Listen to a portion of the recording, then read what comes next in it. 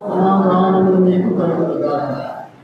మనలను ప్రేమించు తన రక్తం వలన మన పాపముల నుండి మనలను విడిపించిన వారికి మహిమయు ప్రభావములు యుగములు కలుగునుగాక. ఆమేన్. ఆయన తన తండ్రి యొక్క దేవునికి ఒక రాజ్యముగాను యాజకులుగాను చేశాను. ప్రార్థన చేసుకొని వాక్యం జ్ఞానంలో టైం వరకు చిన్న ప్రార్థన చేసుకొని వాక్యం ధ్యానించు. పరిశుద్ధుడు అయిన దేవా, ప్రేమ గల నాయన, మీ పరిశుద్ధమైన నామములో ఇంతవరకు మా దేవా మీ ఘనమైన నామానికి కీర్తనల ద్వారా మహింపరచడానికి ఇచ్చిన కృపను బట్టి వందనాలు. మరి ఈ సమయంలో మా దేవా మీ జీవవాక్యం నుంచి ఆరాధన మెత్తుకొని వాక్య భాగనాలు మేము ధ్యానించుకొని మా ప్రభు ఏ రీతిలో ఆరాధించాలట్టి నా తండ్రి వర్తమానాన్ని మా హృదయాలకు అనుగ్రహించి మమ్మల్ని బలపరిచే తండ్రి అని ఆది నుంచి అంత మరి మహిం పొందమని మా కొద్ది ప్రార్థన మా ప్రభు యేసు నామములో వేడుకుంటున్నాము తండ్రి. ఆమేన్.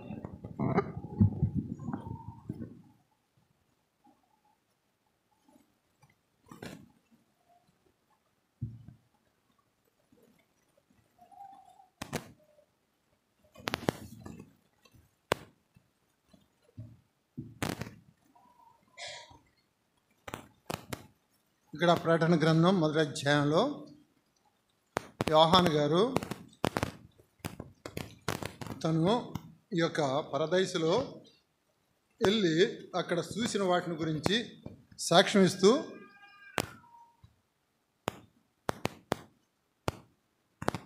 ఇక్కడ తను చూసిన వాటిని అక్కడ మాట్లాడుతూ ఉన్నాడు.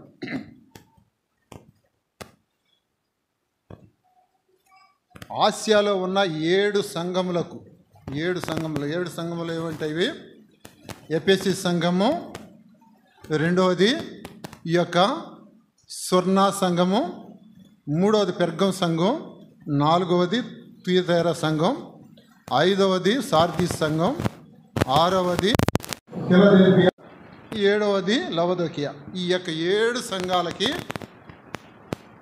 లెటర్ రాస్తున్నాడు, ఉత్తరం రాస్తున్నాడు.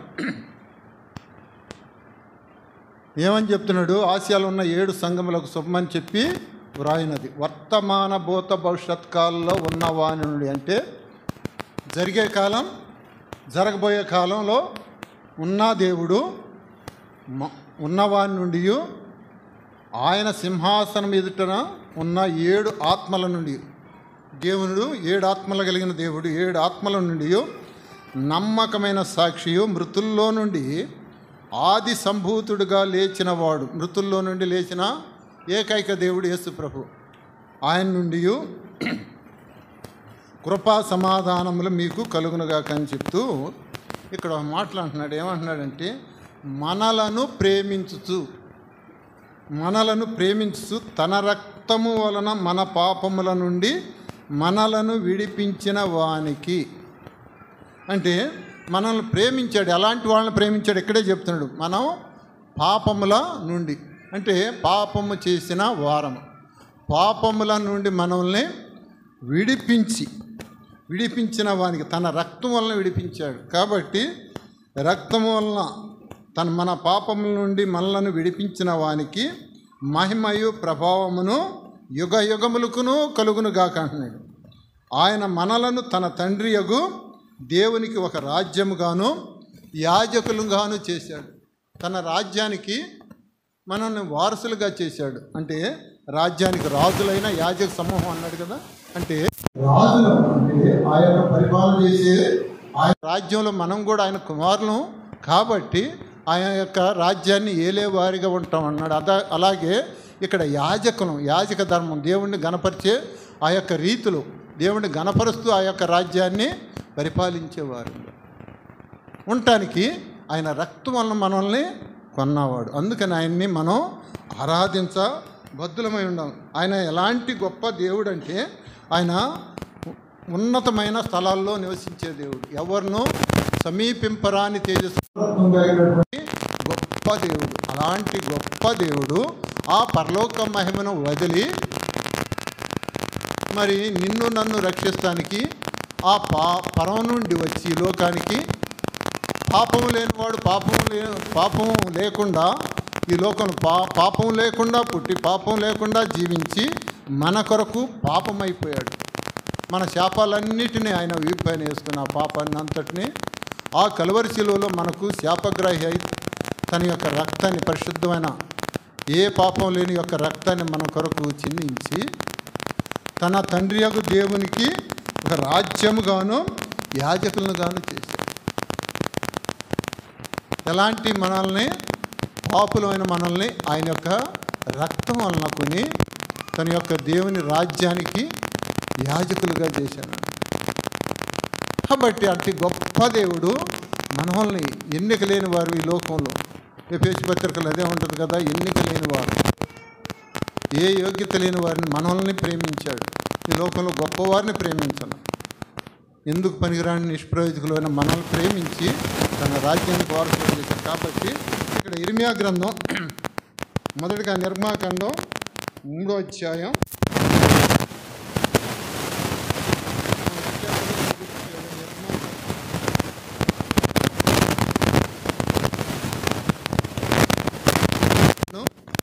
3వ అధ్యాయం 8వ వచనం నేను చదువుతాను, మీరు ఆలకించండి. ఈ యొక్క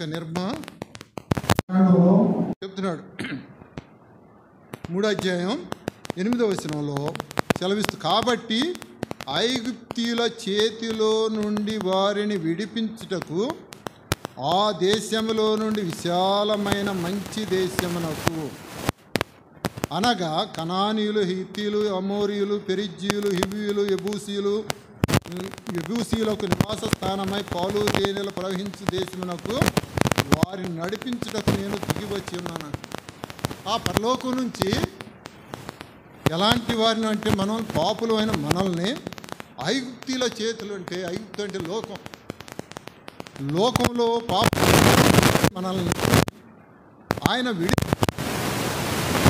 నుంచి విడిపిస్తానికి, ఆ పాలు తేనెలు ప్రవహించే దేశానికి నడిపిస్తానికి నేను దిగి వచ్చి ఉన్నాను అంటున్నాడు.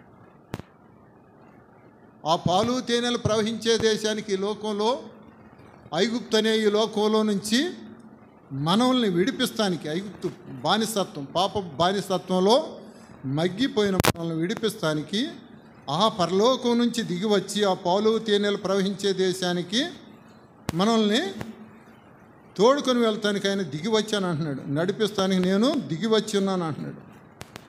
అలాగే ఐగుప్తులు అంటే లోకం నుంచి మనల్ని విడిపించిన వాడిగా ఉన్నాడు. రెండవదిగా ఇర్మియా గ్రంథం 15వ అధ్యాయం 21వ వచనంలో రీతిగా సెలవిస్తున్నాడు. ఇర్మియా గ్రంథం 15వ అధ్యాయం 21వ వచనం,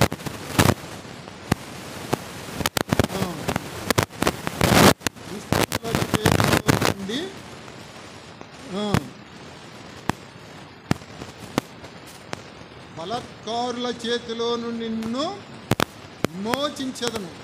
దుష్టుల చేతిలో నుంచి, అలాగే బలత్కారుల చేతిలో నుంచి, ఈ యొక్క దుష్టత్వంతో నిండినటువంటి ఈ లోకం దుష్టుల నుంచి, అలాగే నిండిన ఈ యొక్క లోకంలో నుంచి నిన్ను విడిపిస్తానంటే, విమోచిస్తానికి నేను దిగి వచ్చి ఉన్నాను. ఆ పాలు తేనెలు ప్రవహించేది నిన్ను తీసుకెళ్తాను, నేను దిగి వచ్చి ఉన్నాను. ఇక్కడ దుష్టుల చేతిలో నుంచి, బలత్కారుల చేతిలో నుంచి నేను చేశాను. అలాగే ఎవ్రీ పత్రిక 2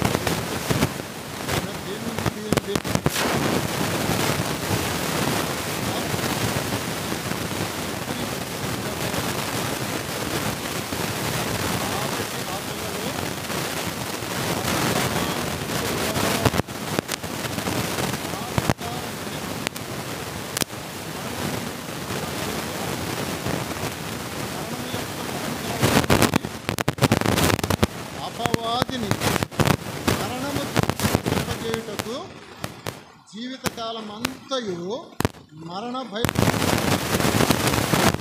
లోపడిన వారిని విడిపించుటకు ఆయన కూడా రక్త మాంసములలో పాలివాడాయని. ఆయన పరిశుద్ధమైన దేవుడు, ఉన్నత స్థలాల్లో నివసించే దేవుడు, ఆ యొక్క ఉన్నతమైన దేవుని కృపార్చన ఉన్నటువంటి దేవుడు, ఆ యొక్క పరలోకం నుంచి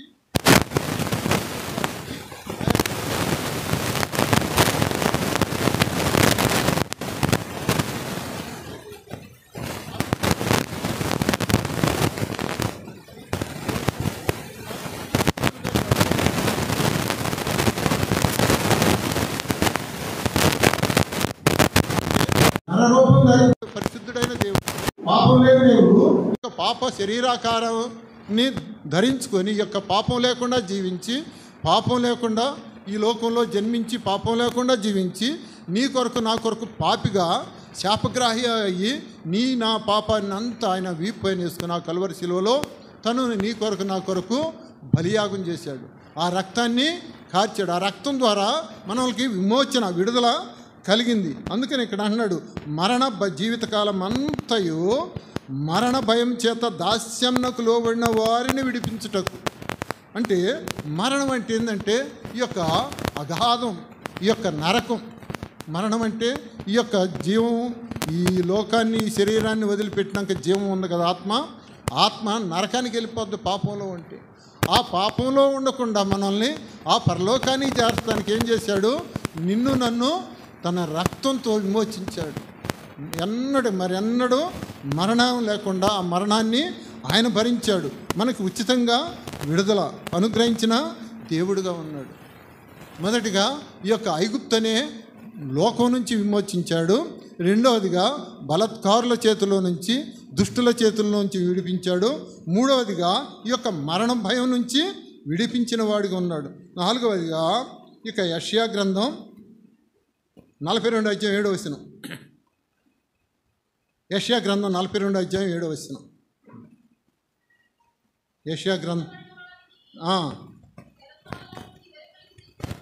చెరసాలలో నుండి వెలుపలికి తెచ్చుటకును, చీకటిలో నివసించు వారిని బందీ గృహంలో నుండి వెలుపలికి తెచ్చుటకును యెహోవానగు నేనే నీతి విషయంలో నిన్ను పిలిచి నీ చేయి పట్టుకొని ఉన్నాను. చూడండి, ఇక్కడ ఆయన యొక్క ప్రేమ ఎలాంటి ప్రేమ అంటే, గుడ్డివారి కన్నులు తెరచుటకు. ఈ లోకంలో పాపం అనే గుడ్డితనంలో జీవించే నా జీవితాన్ని ఆ గుడ్డితనం నుంచి కన్నులు తెరుచుటకు, బంధింపబడిన వారిని చెరసాలలో నుండి విడిపించుటకు, ఈ బంధకాలు, పాప బంధకాల నుంచి, ఆ పాపపు చెర నుంచి వెలుపలికి తెచ్చుటకు, చీకటనే పాపంలో చీకటిలో నివసించు వారికి, చీకటి పాపంలో నివసించే వారికి, అలాగే బందీ గృహంలో నుంచి వెలుపలికి తెచ్చుటకు యెహోవానగు నేను నీతి విషయంలో నిన్ను పిలిచి నీ చెయ్యి పట్టుకొని ఉన్నాను. నీ చెయ్యి పట్టుకొని నిన్ను విడిపించిన వాడిగా ఉన్నాడు. ఎందుకంటే నీవు నశించిపోవటం ఇష్టం లేదు. అందుకని రోమాపత్రిక రోమాపత్రిక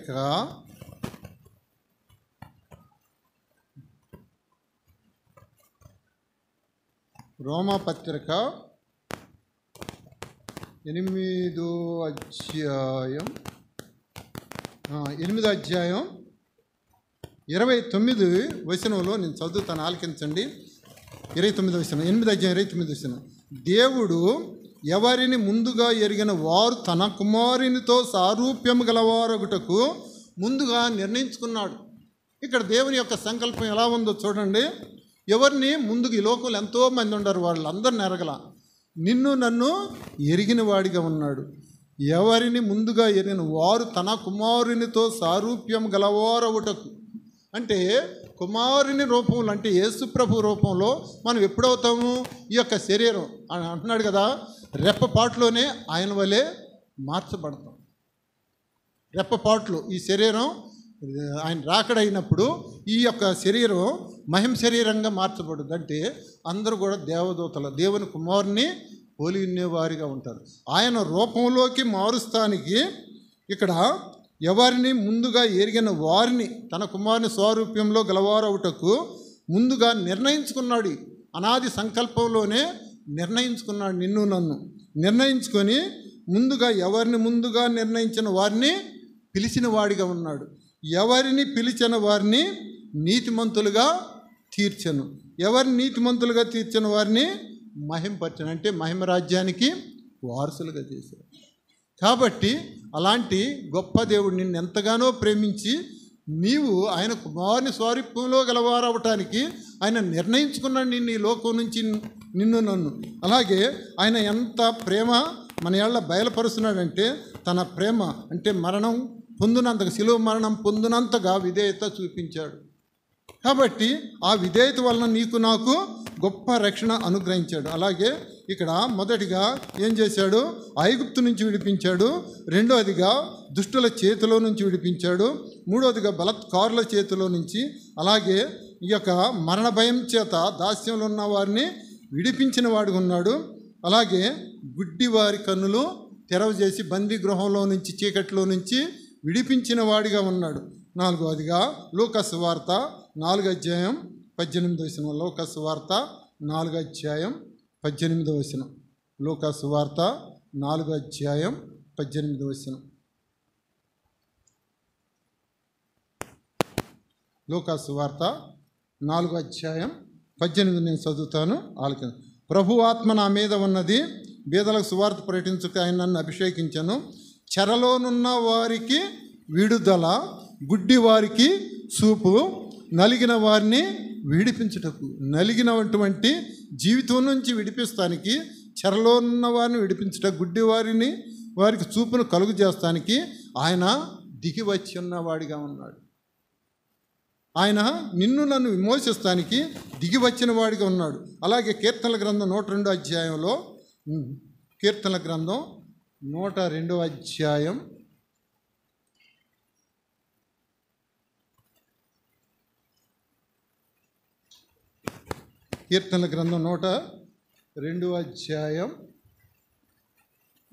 20వ వచనం.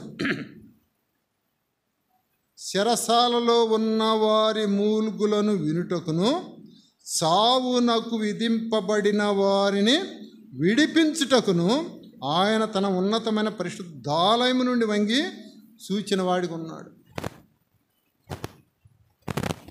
చెరసాలలో ఉన్న వారి మూలుగు, బంధకాల్లో ఉండి మూలుగు ఎప్పుడు వస్తుందంటే ఏడ్చి ఇక ఓపిక లేనప్పుడు మూలుగు వచ్చేస్తుంది మనిషిలో. ఇక తనలో శక్తి అంతా కోల్పోయినప్పుడు స్వరం రాకుండా మూలుగు వస్తుంది. అలాంటి స్థితిలో ఉన్న వారిని మూలుగు విని సావునకు విధింపబడిన వారిని విడిపించుటకు. ఈ యొక్క పాపం అనే ఈ లోకంలో జీవిస్తూ పాపానికి దాసుడై పాపం వలన వచ్చి జీవితం మరణం, అట్టి మరణానికి సమీపంగా ఉన్న వారిని విడిపించుటకు, సావునకు విధింపబడిన వారిని విడిపించుటకు ఆయన దిగి వచ్చిన వాడిగా ఉన్నాడు. ఆయన అనాది సంకల్పం ఎంతమందో ఉన్నారు, వారందరినీ దేవుడు ఎవరిని ముందుగా ఎరిగానో వారిని నిర్ణయించుకున్న వారిని ఈ యొక్క ఏర్పరచుకున్నాం, పిలిచిన వారిని నీతిమంతులుగా తీర్చిన వాడిగా ఉన్నాడు. కాబట్టి అంత మహాప్రేమ దేవుడు నీ ఎడల నా ఎడల కలిగిన వాడిగా ఉన్నాడు. అలాగే ఇక్కడ యెషయా గ్రంథం, ఇదే యెషయా గ్రంథం 38 అధ్యాయం, యెషయా గ్రంథం 38 అధ్యాయంలో ఇంకొక మాట సెలవిస్తున్నాడు.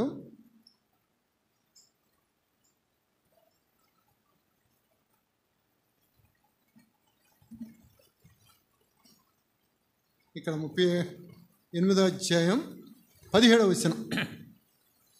మిక్కుటమైన ఆయాసము నాకు నెమ్మది కలుగుట కారణమైనను, నీ ప్రేమ చేత నా ప్రాణమును నాశనమను గోతి నుండి విడిపించితివి. నీ వీపు వెనుక తట్టు నా పాపములన్నీ నీవు పారవేసి ఉన్నావు. నాశనం అనే గోతికి మనం వెళ్ళవలసిన వారిని విడిపిస్తానికి ఆయన దిగి వచ్చి ఆయన ఏం చేశాడు? ఆయన వీపు మీద మన పాపాలన్నిటిని మోసుకొని పోయి ఆ యొక్క పాపాలన్నిటినీ పారవేసిన వాడిగా ఉన్నాడు. కాబట్టి అంత గొప్ప మహా ప్రేమ కలిగినటువంటి దేవుడు నిన్ను నన్ను విమోచించుటకు ఈ లోకంలో ఎందుకు పని? నిష్ప్రయోజకులు ఎంతో గొప్పవారు ఉన్నారు, వారికి లేదు రక్షణ. ఎందుకు పనికిరాని నీకు నాకు అనుగ్రహిస్తానికి ఆయన దేవాతి దేవుడు దిగి వచ్చిన వాడిగా ఉన్నాడు. అలాగే అపోస్తుల కార్యాలు 7:34 చదవమ్మా. అపోస్తుల కార్యాలు 7:34.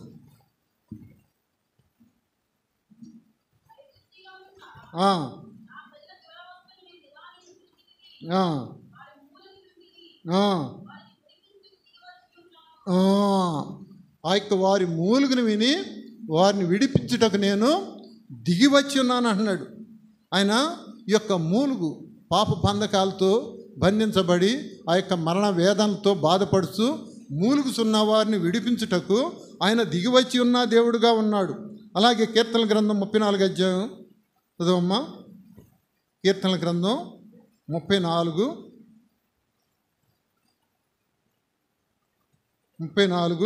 ఈ యొక్క 17వ వచనం చదవమ్మా.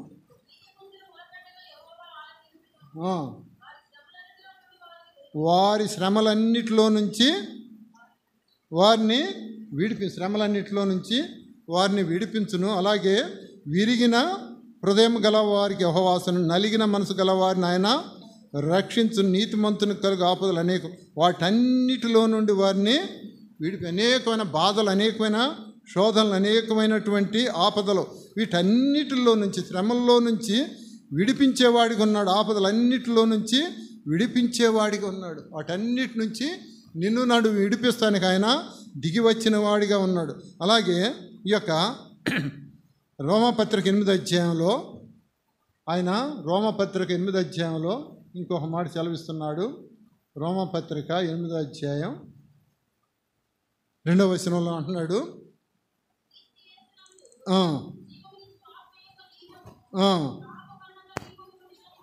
పాప మరణముల నియము నుండి నన్ను విడిపించను. పాపం వలన వచ్చి జీతం మరణం, అట్టి మరణ నియమము నుండి విడిపించిన వాడిగా ఉన్నాడు. మిగతా కూడా చదవమ్మా. ఇట్లనగా ధర్మశాస్త్రం దేన్ని చేయజాలకపోయానో దాన్ని దేవుడు చేశాను. కాబట్టి ధర్మశాస్త్రం వలన ఎవ్వరు కూడా నీతిమంతులుగా తీర్చబడాల. నీతిమంతులు కంటే ఈ సంవత్సరం అంతా చేసిన పాపాలను బట్టి వాళ్ళు ఏం చేసేవాళ్ళు, ఈ యొక్క గొర్రెలను మేకలను తీసుకెళ్ళి బలిగా అర్పించేవాళ్ళు. ఆ రక్తాన్ని ప్రధాన యాజకుడు యేసుప్రభు ఆ యొక్క ప్రధాన యాజకుడు అతి పరిశుద్ధ స్థలంలోనికి వెళ్ళి దేవునికి అర్పించినప్పుడు, అంగీకారమైనప్పుడు ఆ పాపాలన్నీ ఆ సంవత్సరం కొట్టు. మళ్ళీ 2వ సంవత్సరం మళ్ళీ పాట ఇప్పుడు మళ్ళీ పాపాలు చేస్తా, పాపాలతో ఏటేటా వీటి వలన ఏం చేస్తున్నారంటే ఒక్కళ్ళు కూడా పరిశుద్ధులుగా తీర్చబడలేకపోతున్నారు. కాబట్టి ఏదైతే ధర్మశాస్త్రాన్ని నియమించాడో ఆయనే ఈ యొక్క ధర్మశాస్త్రాన్ని నెరవేర్చడానికి ఆయనే దిగివచ్చి ఆయన ప్రాణం పెట్టడం ద్వారా ఇక ఎన్నడూ మరణం మీద ఇక మరణానికి చోటు లేకుండా మరణాన్ని ఆయన మృంగివేసిన వాడిగా ఉన్నాడు. మరణాన్ని జయించిన వాడిగా ఉన్నాడు.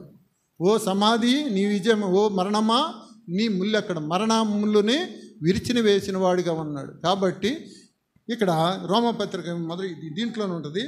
మొదటి వచనం చూద్దాం. 8వ అధ్యాయం మొదటి వచనం.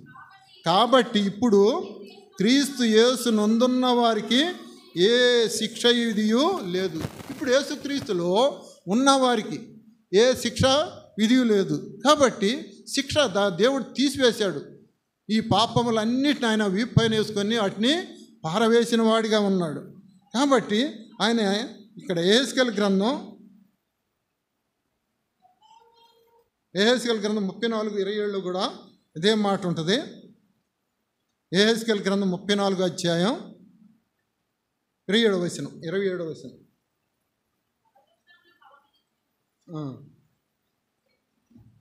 యెహెజ్కేలు గ్రంథం 34 అధ్యాయం 27వ వచనం. 34:27 నేను చదువుతానండి. నేను వారి కాడి కట్లను తెంపి వారిని దాసులుగా చేసిన వారి చేతిలో నుండి వారిని విడిపింపగా, ఎక్కడ అంటున్నాడు, కాడి కట్టులతో బంధించబడినటువంటి వారిని, ఈ యొక్క లోకంలో పాపానికి దాసులుగా ఉన్నవారిని ఆ యొక్క చేతిలో నుండి, ఆ పాపపు దాసత్వం చేతిలో నుండి విడిపించుటకు ఆయన వచ్చి ఉన్నవాడికి ఉన్నాడు. దిగివచ్చి ఉన్నానని సెలవిస్తూ ఉన్నాడు. కాబట్టి వీటన్నిటి నుంచి మోచించిన గొప్ప దేవుడు. కాబట్టి ఆ దురవస్థను చూసి నిదానించి చూసి వారి మూలుగు విని వారిని విడిపించుటకు నేను దిగి వచ్చి ఉన్నాను అంటున్నాడు. ఏదైతే ధర్మశాస్త్రం చేయలేకపోయిందో దాన్ని దేవుడు చేసి చూపించాడు. కాబట్టి ఆ మరణాన్ని నుంచి మనల్ని విడిపించిన వాడిగా ఉన్నాడు. కాబట్టి చివరిగా ఈ యొక్క లూకాసు వార్త 1వ అధ్యాయంలో ఈ యొక్క 75వ వచనంలో ఒక మాట ఉంది. దాన్ని చూసుకొని మనం ఆరాధనలోకి వెళ్దాం. లూకాసు వార్త 1వ అధ్యాయం 75వ వచనం చదువమ్మా.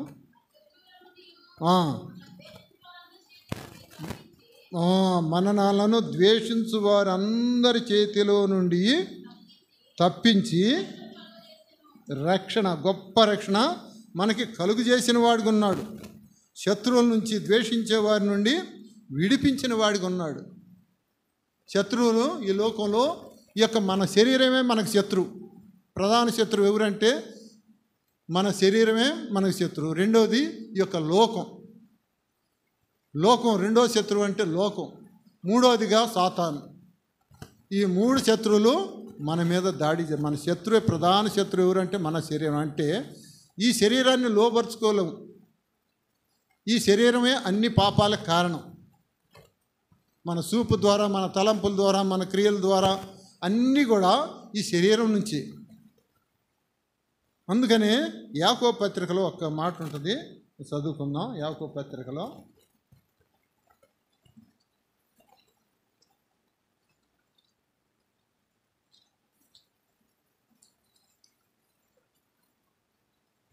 ఇక్కడ యాకోబు పత్రిక 3వ అధ్యాయం నేను చదువుతానండి. 5వ వచనం.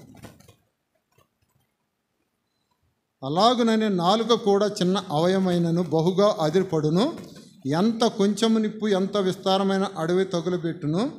నాలుక అగ్నియే. నాలుక మన అవయవంలో ఉంచబడిన పాప ప్రపంచమై సర్వ శరీరమునకు మాలిన్యము కలుగు చేయొచ్చు. ప్రకృతి చక్రమునకు చిచ్చు పెట్టును. అది నరకం చేత చిచ్చు పెట్టబడును. కానీ అన్నిటిని మనం ఈ యొక్క సాధు చేస్తాం, కానీ ఈ యొక్క నాలుకని సాధు చేయలేము అంటున్నాడు. ఈ యొక్క పాప ప్రపంచం ఏమై ఉంది అంటున్నాడు అంటే మన శరీరంలో అవయవం అంటే నాలుకే పాప ప్రపంచమై ఉంది అంటున్నాడు. ఇటు పాపాన్ని నుంచి, వీటన్నిటి నుంచి విడిపిస్తానికి ఆయన దిగి వచ్చిన వాడిగా ఉన్నాడు. కాబట్టి ఇక్కడ ఏమంటున్నాడంటే రోమాపత్రికలో ఒక మాట చదువుకున్నాం. రోమాపత్రికలో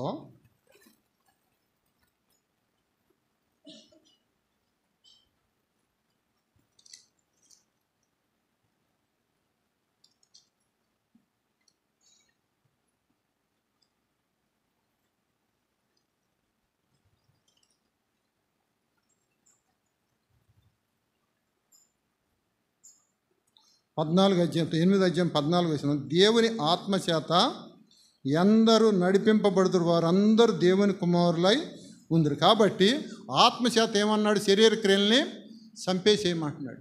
ఆత్మచేత శరీర క్రియలను చంపివేసినప్పుడు దేవుని ఆత్మచేత ఎందరూ నడిపింపబడుతురు వారందరూ దేవుని కుమారులై ఉందరు. కాబట్టి దేవుని కుమారులై ఉండాలంటే ఏం చేయాలంటే ఆత్మచేత శరీరాన్ని చంపేసేయాలి.